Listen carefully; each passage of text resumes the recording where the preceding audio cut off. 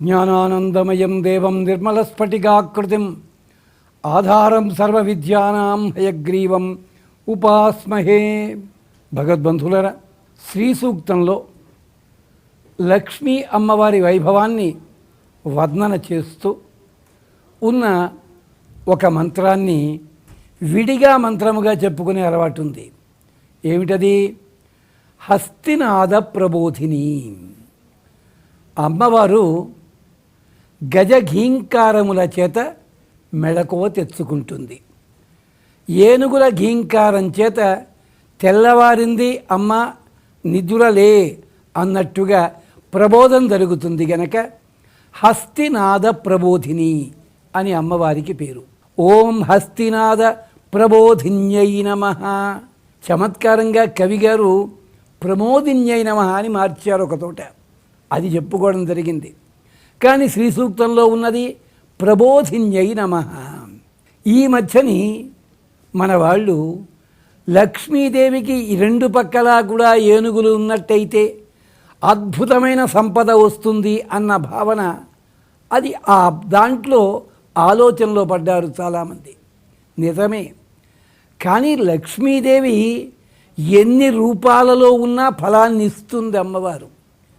లక్ష్మీదేవికి రెండు పక్కలా ఉన్న ఏనుగులు ఏమిటి అని అడిగినట్టయితే చాలామంది దగ్గర సమాధానం దొరకదు. ఏమిటవి? మమకారము, మదము అన్నవి రెండు కూడా రెండు ఏనుగుల రూపంలో అమ్మవారికి ఎడాపెడా నిలబడి ఉంటాయి.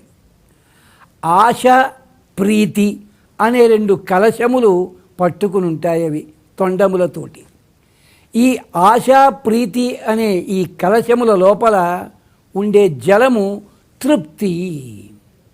వాటితోటి అమ్మవారిని అభిషేకిస్తూ ఉంటాయి ఏనుగులు. అంచేత హస్తినాద ప్రబోధిని అన్నప్పుడు ఏనుగులు రెండు పక్కలా ఉన్న అమ్మవారికి నమస్కారం అని ఒక అర్థం కాదు.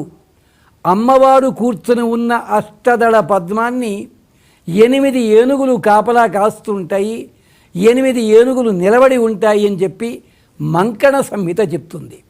ఆ ఏనుగులు ఏమిటి? వరుసగాను ఐరావతము, కురండకము, పుష్పదంతము, అంజనము, సార్వభౌమము, సుప్రతీకము, పుండరీకము, కుముదము. ఈ 8 సిద్ధులకి సంకేతము. అసలు ఏనుగంటే మన బుద్ధి. మన బుద్ధి లోపల 8 రకాల దోషాలు ఉంటాయి.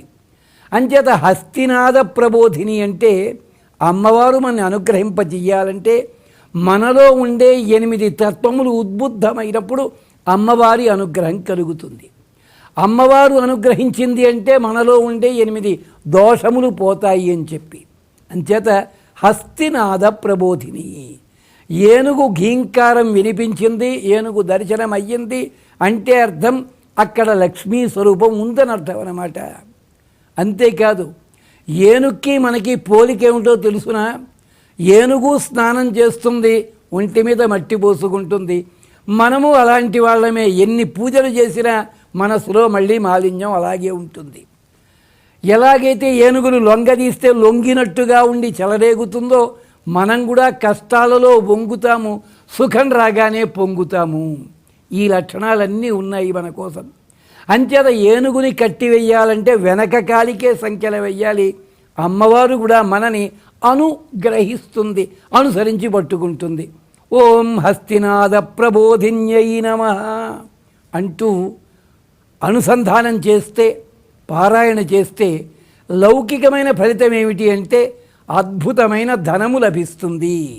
ఇది మొదటిది. రెండవది మనస్సుకి సంబంధించినది, మనలో ఉండే అహంకారము తగ్గుతుంది. మూడవది కార్యనిర్వహణ సామర్థ్యం పెరుగుతుంది. చివరిది ఏమిటి అంటే మనలో విజ్ఞానం బాగా పెరుగుతుంది. విజ్ఞానమునకు సంకేతము ఏనుగని కూడా అంటారు. అంచేత హస్తినాద ప్రబోధిని. అశ్వపూర్వ, రథమధ్య, హస్తినాద ప్రబోధిని మూడిటికి కూడా యోగశాస్త్ర రహస్య మర్మములున్నాయి. మరి వాటిని మరోసారి జ్ఞాపకం చేసుకుందాం. సమస్త సన్మంగళాని సంతు.